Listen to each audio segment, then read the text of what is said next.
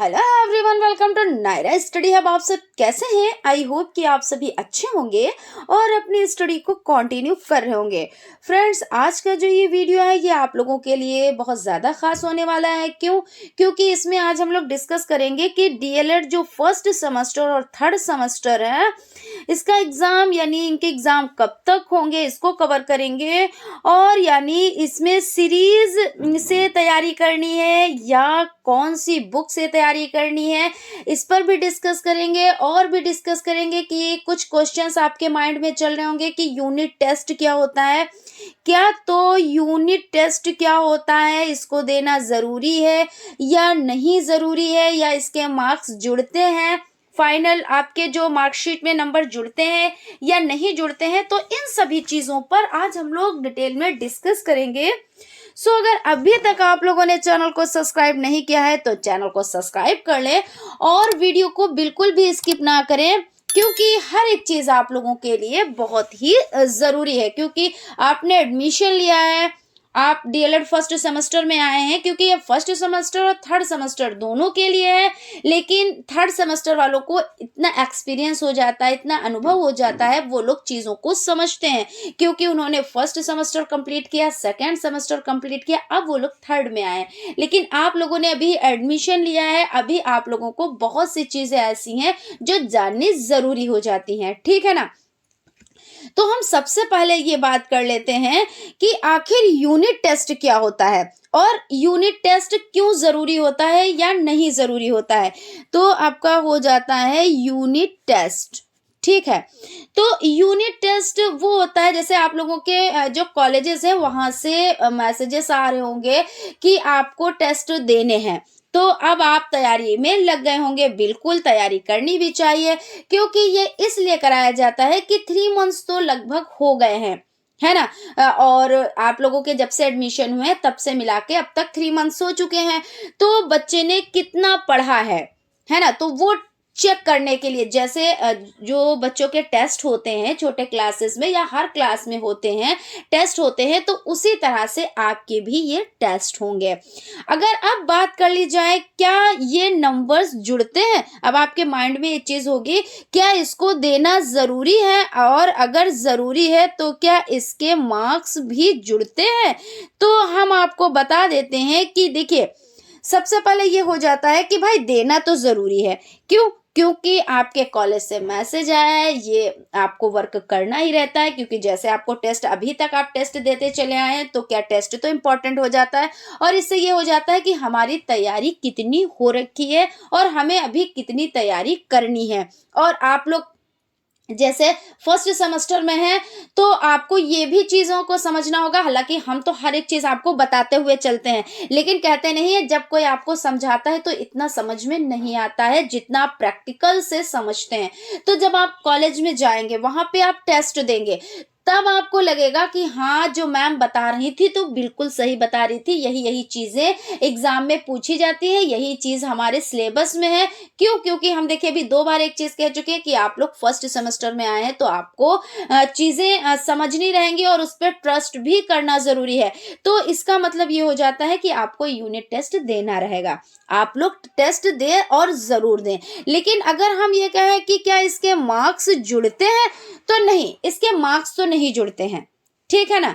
तो ये फाइनल जो आपके जो होता है मार्क, यानी मार्क्स से कोई लेना देना नहीं है इसका।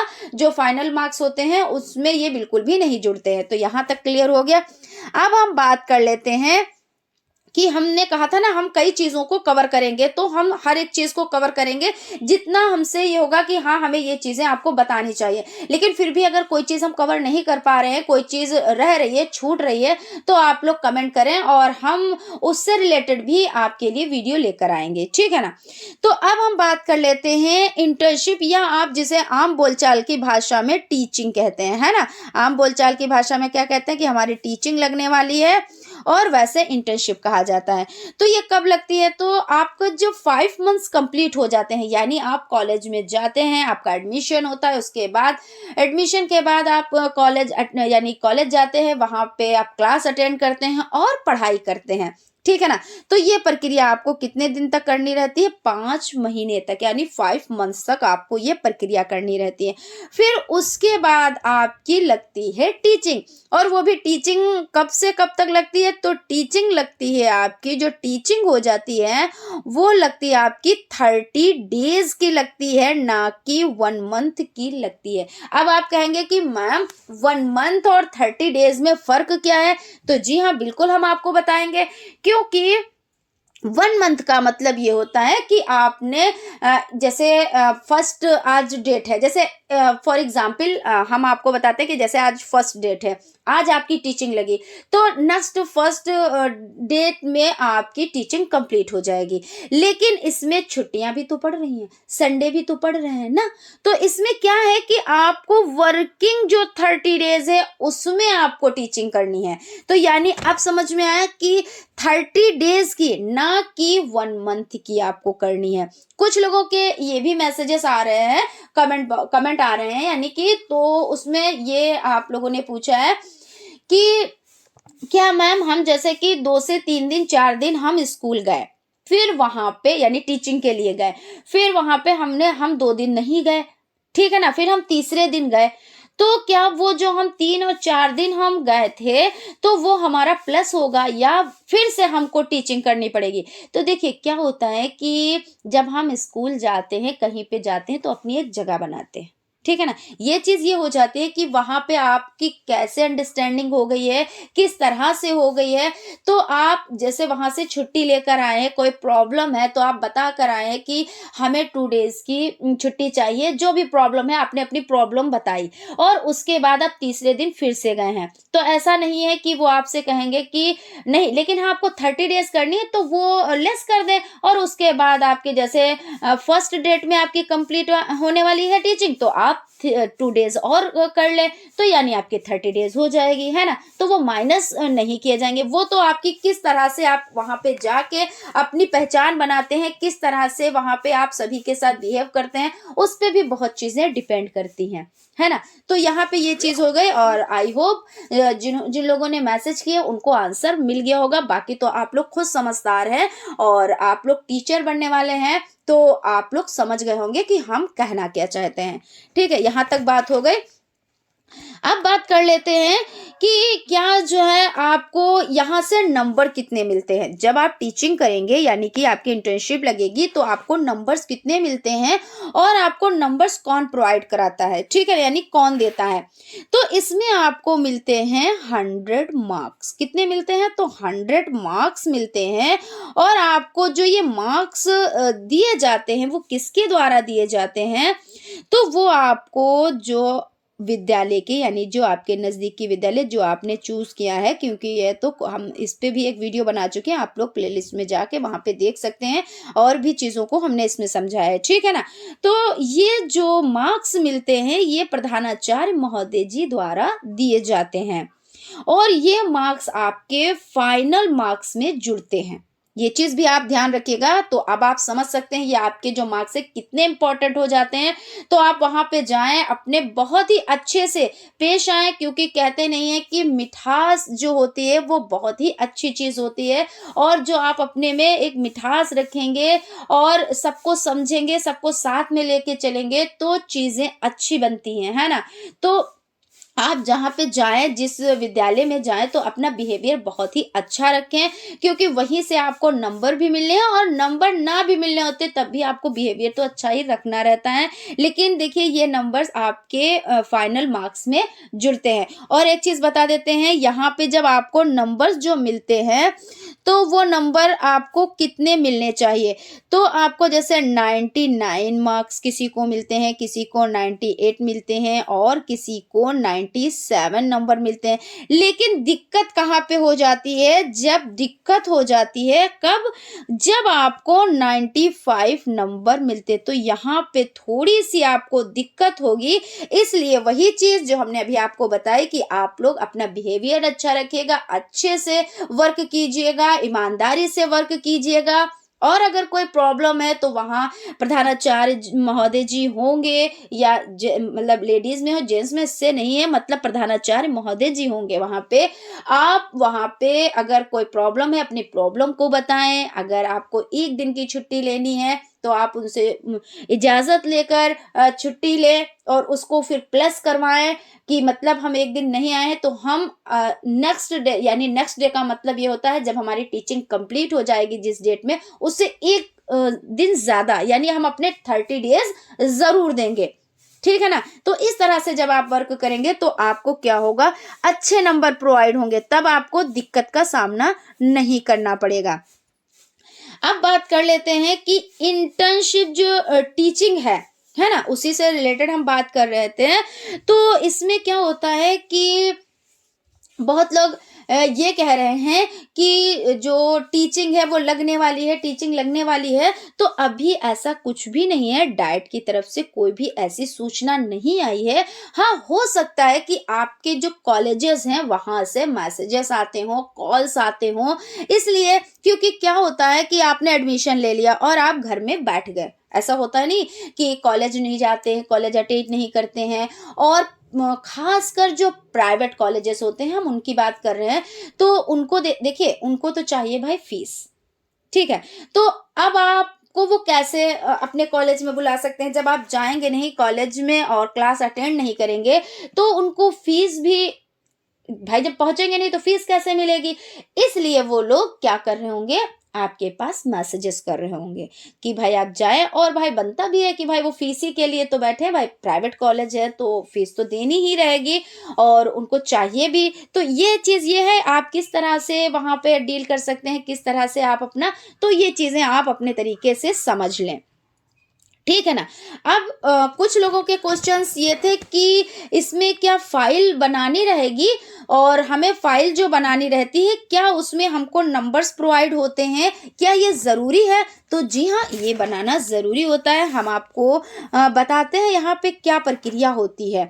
तो आपका जो इसमें टोटल पूर्णांक की पहले हम बात करते हैं तो वहां पे ये सारी चीजें कवर हो जाएंगी।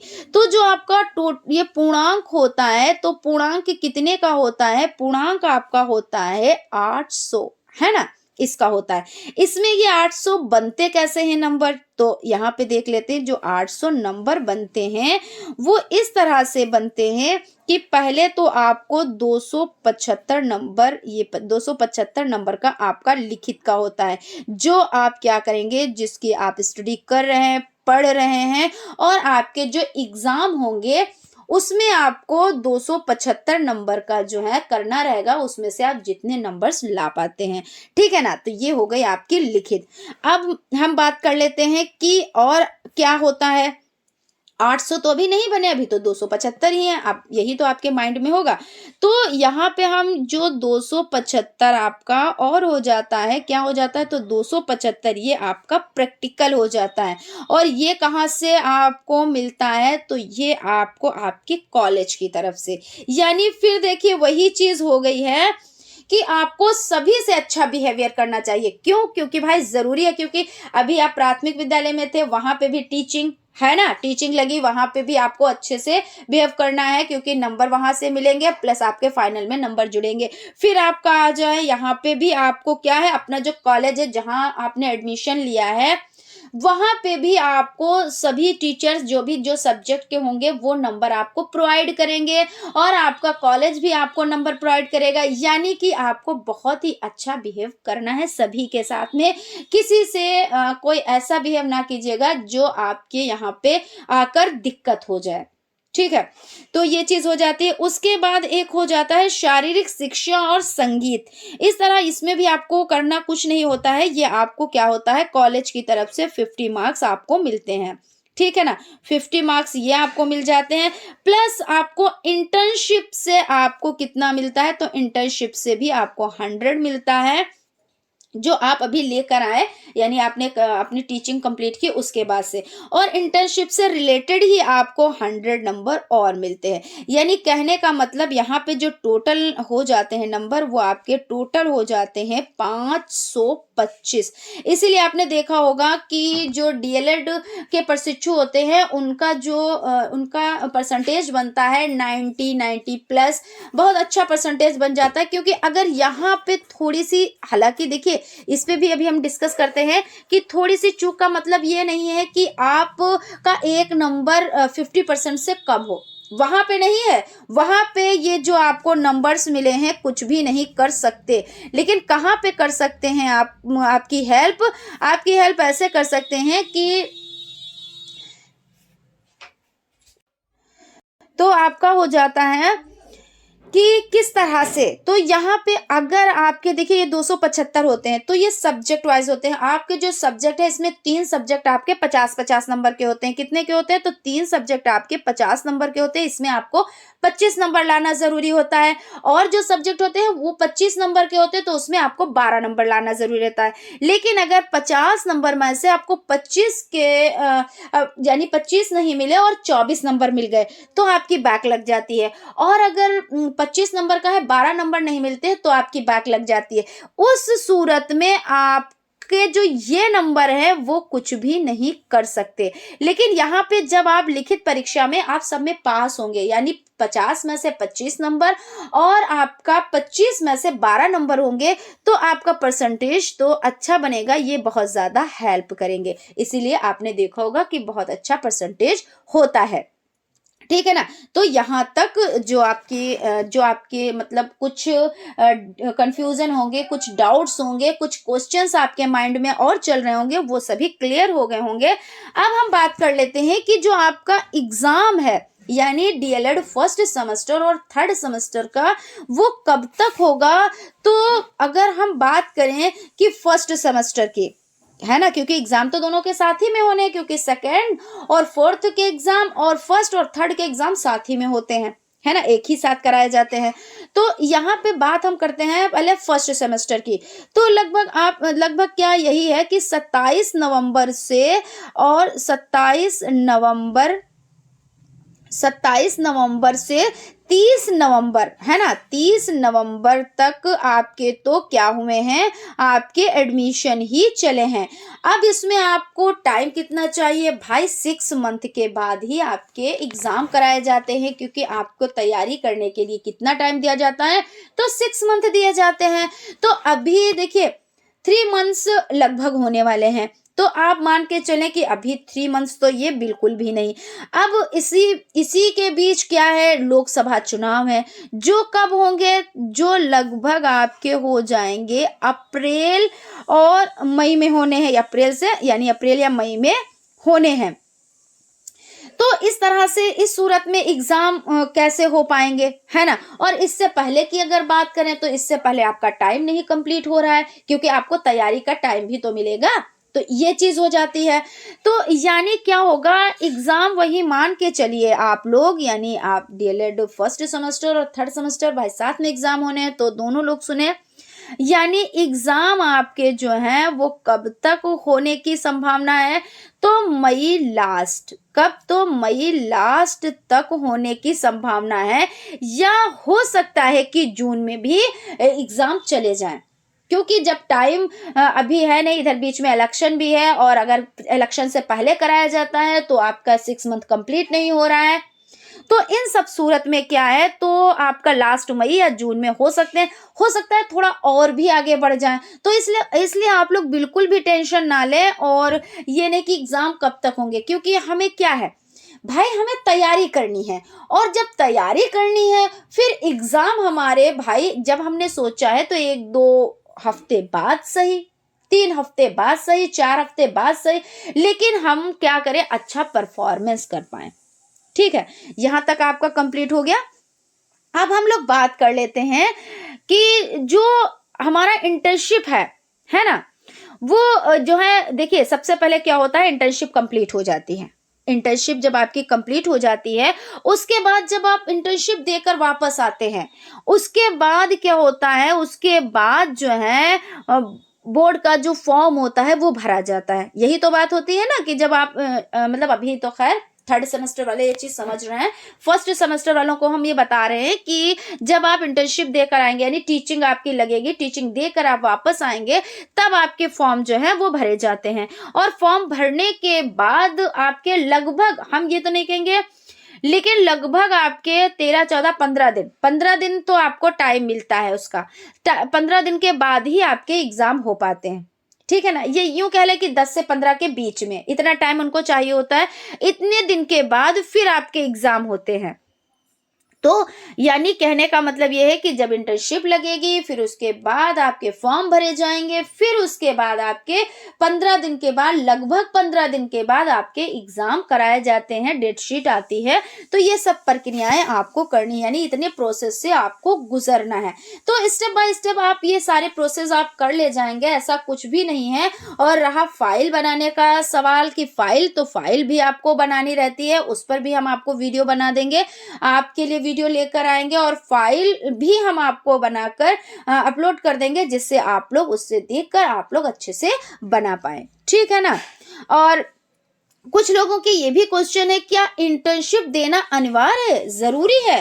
तो जी हाँ, बिल्कुल, क्योंकि इंटर्नशिप देना इसलिए जरूरी हो जाता है क्योंकि वहां से मिलते हैं आपको 100 नंबर में से आप 99 नंबर, 98 नंबर आप लाएंगे, ठीक है। और वो आपके कहते नहीं है कि आप किस तरह से वहां पे आपने वर्क किया है, किस तरह से आप, तो उसके अकॉर्डिंग आपको क्या मिलेगा, आपको मार्क्स मिलेंगे। और रहा सवाल कि कुछ लोगों को ये कहना होता है कि हम कॉलेज से हमने बात कर ली, वो आपकी अंडरस्टैंडिंग पे है, आपने क्या कहा, कैसे वहां पे किस तरह से डील किया है, वो सब चीजें तो आप पर डिपेंड करती है। कुछ चीजें ऐसी होती है इसमें, जैसे आपने प्राइवेट कॉलेज में क्या किस तरह से आपने डील किया है, वो आप अपने तरीके से समझ ले, ठीक है ना। और वैसे तो आप लोगों को इंटर्नशिप देनी जरूरी ही रहती है। अब कर लेते हैं तैयारी की बात, की तैयारी आखिर कहाँ से करनी है, कैसे करनी है। हम सीरीज से स्टडी करें या कोई बुक्स ले ले उससे हम स्टडी करें, तो हम आपको बताए देते हैं कि अगर आप सीरीज से स्टडी करेंगे, ठीक है ना। कुछ लोग भाई ऐसे होते हैं जो कहते हैं कि हम 10 से 15 दिन में सीरीज को पढ़ेंगे और अच्छे से एग्जाम दे लेंगे, ठीक है भाई, वो भी लोग पास होते हैं, ऐसा नहीं है कि वो लोग पास नहीं हो पाते हैं, बिल्कुल हम ये नहीं कहेंगे। लेकिन एक चीज है, जब आप सीरीज से पढ़ेंगे तो सीरीज से पढ़ने का मतलब ये होता है आपने क्वेश्चंस को रट लिया, और थोड़े से क्वेश्चन आपने समझ के सीरीज में आपने रट ही लिया। रटने का मतलब समझना भी आप कह सकते हैं, या अपनी भाषा में आपकी उनको रट लिया, ठीक है, और आप जाकर एग्जाम दे आए, तो ठीक, वो भी बात सही है। लेकिन अगर आप स्टडी करेंगे बुक से नोट्स बनाकर, तो आपके लिए बेहतर रहेगा, क्योंकि ये ऐसा तो है नहीं कि आपने भाई डीएलएड में एडमिशन लिया है, फर्स्ट सेमेस्टर निकाल ले जाएंगे, सेकेंड, थर्ड, फोर्थ हो गया, आपका काम खत्म हो गया, टाटा बाय बाय, ऐसा कुछ नहीं है। जब तक आपका क्या, ये आप अभी पहले पायदान पे आपने पैर रखा है, यानी फर्स्ट स्टेप पे आपने पैर रखा है। अभी आपको क्या करना है, बहुत आगे बढ़ना है, क्योंकि आपका first semester, second semester, third semester, fourth semester, seated आपको निकालना है, यूपी टेट और सुपर टेट, ये सब चीजें आपको कवर करनी है। तो इन सब चीजों को कवर करने के लिए आप अभी से इसको क्या करें, इस तरह से पढ़ाई करें जो आपकी आदत भी बन जाए, यानी हैबिट में भी चीजें आ जाएं। ऐसा नहीं है कि एग्जाम आने वाले होंगे तो 2-4 दिन हम सीरीज को देख लेंगे और हमारा काम हो गया, बस हमको खाली डीएलएड ही निकालना है, तो ऐसा बिल्कुल भी नहीं है। आप लोग क्या करें, आप लोग नोट्स बनाएं। हमारे चैनल पर आप लोगों को देखिए सीरियल वाइज चीजों को पढ़ाया जा रहा है, और क्या किया जा रहा है कि हर एक चीज को बारीकी से बताया जा रहा है। तो आपकी मतलब डीएलएड फर्स्ट सेमेस्टर की तैयारी हो ही रही है, प्लस आप लोगों के और भी जो एग्जाम्स है उनकी भी साथ में तैयारी चल रही है। यानी अगर आप हमारे चैनल से जुड़ेंगे और यहाँ पे आप रोज नोट्स बनाएंगे, नोट्स को मेंटेन करेंगे तो आपको क्या है, फिर आप लास्ट में सीरीज आप कंप्लीट करेंगे तो इससे क्या होगा, रिवीजन होगा। फिर उसके बाद सॉल्व पेपर करेंगे तो सॉल्व पेपर भी कराए जाएंगे, तो आपको ये अनुभव हो जाएगा, ये एक्सपीरियंस हो जाएगा कि पेपर आते कैसे हैं, एग्जाम में क्वेश्चंस पूछे कैसे जाते हैं।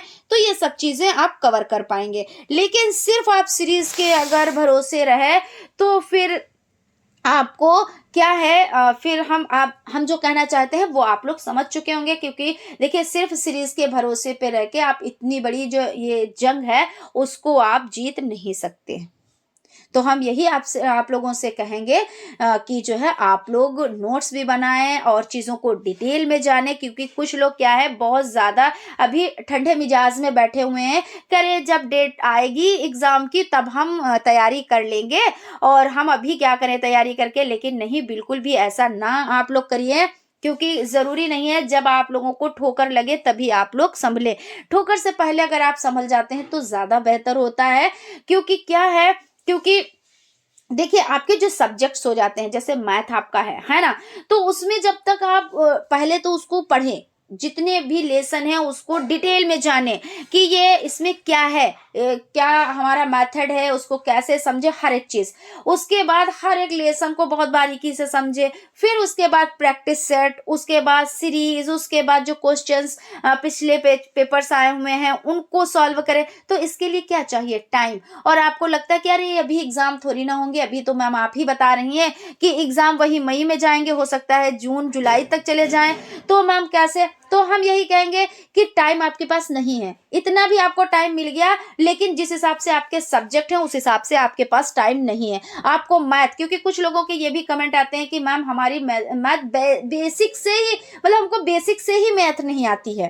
तो जब बेसिक से मैथ नहीं आती है तो उसको पहले बेसिक से समझना है, फिर उसके जो टॉपिक्स है उनको क्लियर करना है।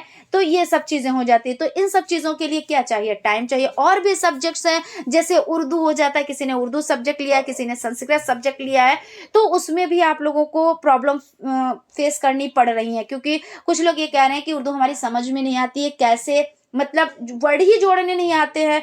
कुछ लोग संस्कृत को भी टफ बता रहे हैं। तो हाँ भाई, जब पढ़ेंगे नहीं तो टफ है। तो इस तरह से हम ये कह रहे हैं कि चीज़ों को डिटेल में जाने, चीज़ों को डिटेल में समझें और आप अपने एग्जाम की तैयारी करें। तो यानी कहने का मतलब ये हो जाता है कि आप सीरीज से भी पढ़ें, लेकिन पहले आप डिटेल में चीज़ों को पढ़ें और उसके बाद सीरीज से आप लोग रिवीजन करें। तो फ्रेंड्स, आपके जितने भी डाउट्स थे, जितने भी कंफ्यूजन थी, वो सारी क्लियर हो गई होंगे। और प्लस जो भी आपके क्वेश्चंस थे उनके आंसर भी आपको मिल गए होंगे। तो फ्रेंड्स, मिलते हैं क्लास में, तब तक आप लोग स्टडी को कंटिन्यू रखें। Thank you.